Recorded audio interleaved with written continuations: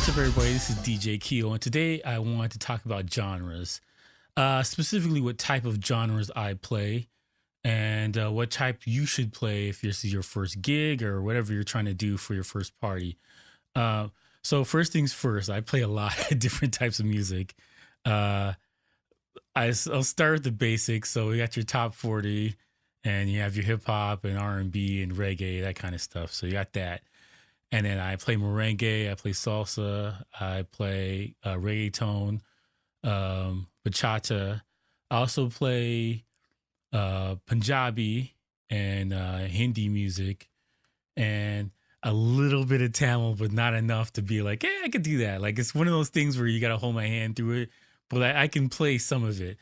Um, so the funny thing about this is that I initially, when I first started DJing, I only played R&B and hip hop. That's it. And I got booked for some stuff and doing weddings and that kind of thing. And basically, I just kind of slowly worked in to start doing different genres. And through word of mouth and some other things that I kind of started doing all these other things. So I just did a wedding about 3 weeks ago, and it was a Hindi wedding, but they wanted me to play some Punjabi music. And there's a caveat for when you're playing this kind of stuff. I think it's a generational thing where younger people, they like the beat and they like vibing to the sounds and not really concerned about that other stuff. Older people care about it a lot. So if you're going to play music from a different culture that you don't know, make sure you understand the music and, not for Hindi and Punjabi, like about curse words and that stuff. But like if you're going to play reggaeton, it's very sexualized music. So you need to know your age group and what kind of people want to listen to that. And so I would say that's the major caveat for playing music for different cultures is that you can't just say, well, this song got everybody dancing. I got my phone on. So that's the one the caveat for playing music for different cultures is that you just can't play songs because, oh, people are dancing. You need to know why people were dancing. And I would say it's a really good idea to kind of know a little bit more about the music you're playing. The downside to this, you can't know everything new and current because it's just so much music. When I was just playing hip hop and R&B, it was so easy to get on top of stuff and find out this is this and that, what's hot, who's the next person to look out for. So I kind of get songs and I look for stuff that I like. And, I put out feelers when I'm doing events for different cultures so I can kind of figure out, well, this works, this doesn't work. And I know more about the artist because I've been playing long enough that I kind of know, well, this artist, he makes hits. This is your Hindi Pitbull, or, what I'm saying? Like, this is your, a young thug from whatever reggaeton. Like, whatever it is, you need to figure out there's a parallel between the artists of who plays what and how popular they are. And so half of that work is done for you because these guys, they make a lot of music all the time. So, once you figure out the popular artists, you can kind of just figure that thing out from there. And I think that's helpful is YouTube. If you're looking for a specific type of music, YouTube has playlists out there. People have done the heavy lifting for you. So you just figure out what songs are in the playlist and be like, well, this works, this doesn't work. I like this vibe. And, when you're playing music like this, you want to keep the vibe going. So get songs that sound like it, same tempo, same vibe, energy, that kind of thing that you want to keep with. So the first thing I do when I get booked for an event, especially if I've never played there before, I need to know the age group and what type of people are going to be there. Is it a dancing crowd? Did you just want background music? Do they expect you to talk in the mic a lot? What kind of vibe do they want? What kind of energy they want you to bring? So first thing you need to know is the type of people going to be there, age groups. I find even if it's corporate, if there's more women than men, they're more likely to want to dance. I don't know what it is. Guys just want to sit around, drink a beer and talk. And the women are like, let's make it a party. So I try and find out the ratios between the men and women, the age groups, and if there's really older people, we're talking 50s, 60s, you can kind of determine what kind of music were they listening to in their 20s and 30s? And so you kind of work your way back from there. So, your 60s, 50s, you're gonna be listening to 70s and 80s music. You go down to your 40s, you're definitely listening to the 90s music and 80s music, and just go back from generational from there. Current music, it's a grab bag. I think the current music sucks.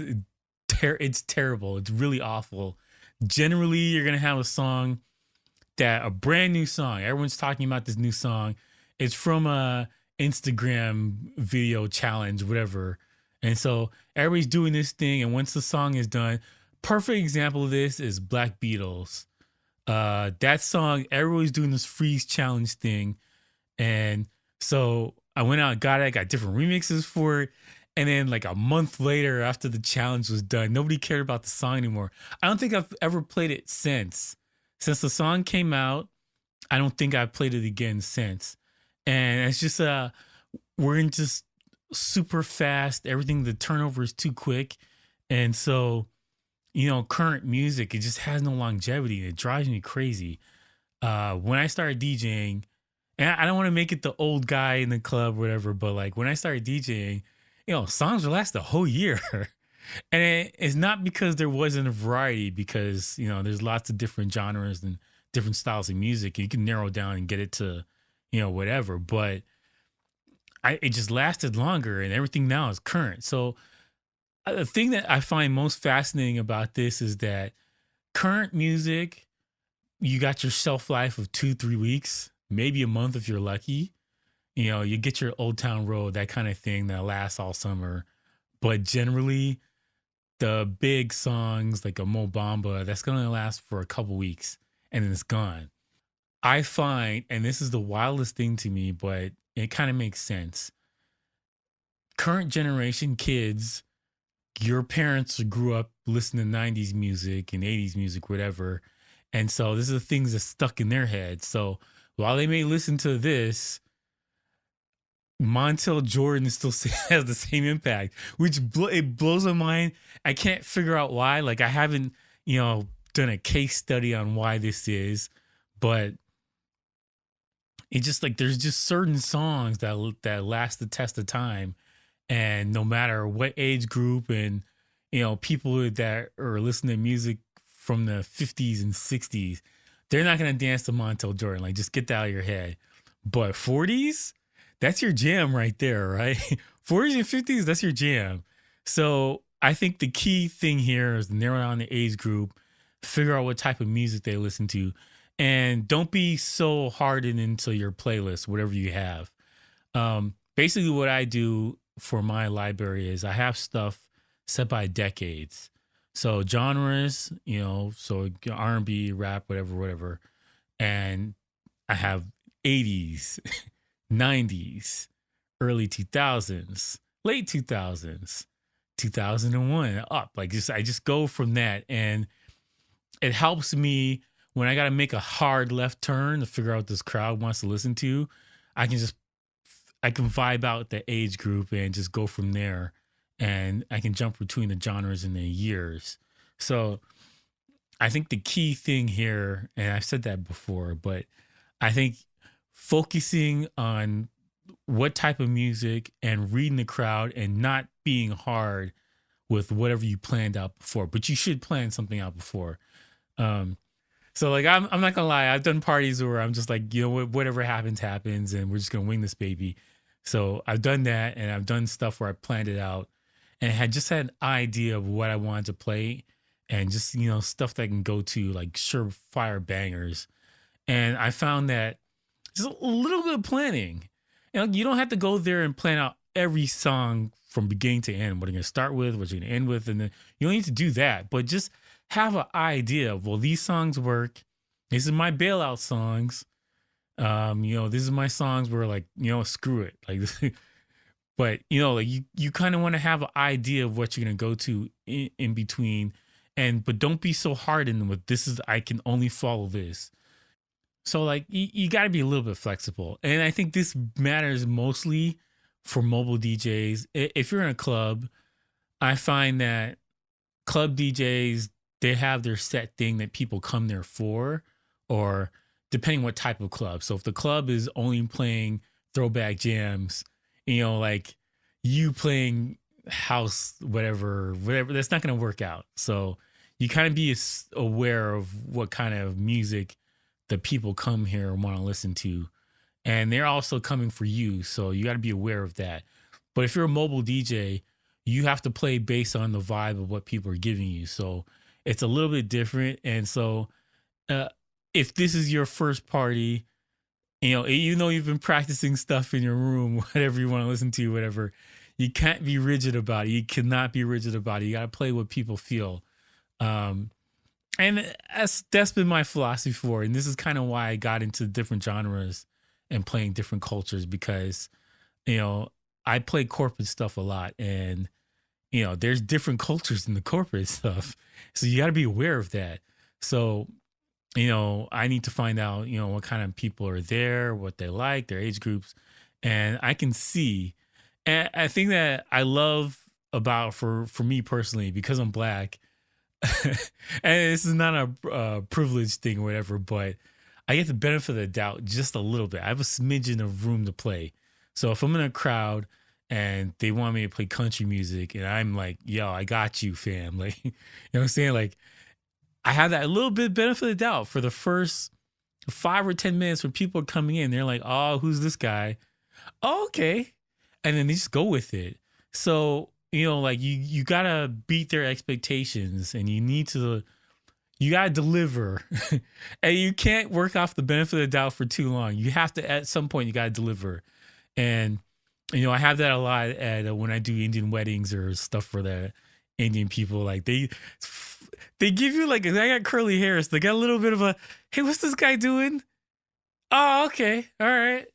All right. Wait a minute. No. All right. All right. He knows what he's doing. All right, guys. This is it. So if you haven't played in a crowd like that, I find, and this is me seeing it, because I've done a lot of Indian weddings and that kind of stuff. So you have just that 5-minute window of who's this guy, and then, okay. And it kind of reminds me of doing reggae parties. I'm West Indian, so West Indians are very particular about how you play music. You have to play it right. So if you're going to play reggae, you got to put the rhythms together. So basically what rhythms means is that for reggae songs, 5 or 6 different artists are going to they're going to rap or sing to the same beat. So that's called a rhythm. So you need to put these two things together. So there's a way that they go together, in an order that they go together. And I don't know why. It's just how the selectors started playing it back in the day, and it's just a thing now. So, and even soca is the same thing. Like you got to play these songs together, and it's the only genre I think does that. But Indian music, you have to play it in a certain way, and Punjabi music, same thing. You got to play it in a certain way. So there's this benefit of the doubt that you get, and they're expecting you, like, you're supposed to play this next song next, or at least know that you need these couple bangers coming up. And I find it, I don't find it annoying, because I like knowing when people come up and ask me some stuff, especially if it's a different culture, because then I can pick out songs that I didn't know, and especially current, newer songs that I didn't even think about playing yet. So I kind of like that. So what I found is, when I'm playing music for different cultures, and I know I'm jumping around, but I'm gonna get back to my point. When I'm playing music for different cultures, I have a book, and I tell them, write the song down in the book, and then I'll make notes about stuff later on for a night. Like, I'll review my song list or whatever I played. I got a history for whatever the playlist was, and I go over that, and I look at the songs, and if I don't have it, I go get it, try and figure out what that song was, how hype it was. Because a lot of times you have people like, play this song, it's the best song of all time, everyone's gonna start dancing, whatever, and you listen to it like, oh, come on, man. That's a terrible song. No one's gonna dance to that. So, I kind of like to do a little bit of notes, and I add it to a list, and put a 5-star or 4-star, whatever, if I'm using Tractor, or a different color if I'm using Serato. I use red for lively, blue for cooler if it's not that kind of party thing. Um, so, anyways, getting back to the thing, there's a way to play this stuff, and you need to know how to play it. And so, it helps watching other people, especially mixtapes. There's a billion mixtapes all over the internet, Mixcloud, whatever, SoundCloud, whatever. There's a billion mixtapes everywhere. You got earbuds? Download it, put it in your phone. You're on the bus, you're driving your car, just listen to mixtapes from the different cultures. You're gonna figure out stuff. And Shazam works. Shazam works for every different genre, different music. It works. It actually is pretty good. So like be prepared. I can't stress that enough. You need to be prepared and figure out reading the crowd, what they want to listen to and why. This was a crazy ramble. I'm all over the place, but I think I made the point somewhere in there. Be open to playing different genres of music. That's my point. And don't be closed off and be like, well, I'm not going to play this, whatever. There's songs that go beyond cultures and that kind of stuff. Reggaeton, there's songs. Mayente goes beyond cultures. Everybody likes that beat. When that bass comes on, everybody's like, all right. And, Beware of the Boys, that kind of stuff. It goes beyond genres and cultures. Everybody likes that stuff. So don't be afraid to venture out, but read your crowd. Freaking read your crowd. I can't stress this enough for you. If you're playing stuff from a different culture and it's not working, pull back. Pull that ripcord, man. What I do is if I'm doing an event and I'm trying to fill people out, I'll throw a song out there. Not the biggest song, but just a song. And, I stick my head out, just vibing out. All right. These people at this table are dancing, or this person at the bar is like, all right. All right. So I kind of look at that and I make a mental note. This kind of song got people like, yeah, they started clapping, dancing, whatever. This song did nothing. Don't ever play that again. Or don't play that again tonight. So I kind of feel like the first hour, I'll say first half an hour of whatever event I'm doing. It's usually cocktail hour. People are vibing, they're talking, mingling, whatever. And I'll throw songs out there just to vibe and see what people want. And then I go from there. And later on in the night, when I'm really starting to get the dance floor going, I recall stuff. Even sometimes I make notes because I carry a book. You should get a book. You don't need a pad, but like every laptop, Windows and Macs got a little notepad thing on there. You can type in that. Save a note real quick. Like, yo, play this or look for this. And, a lot of DJ software has a prepare folder. So you can just drop songs in that just to keep you, like you got to remember anytime you got requests, you got to remember some people wanted this whenever. And I'm rambling again. I'm sorry. Anyway, so at a point somewhere here. Yes. It's the start of my last year. All right.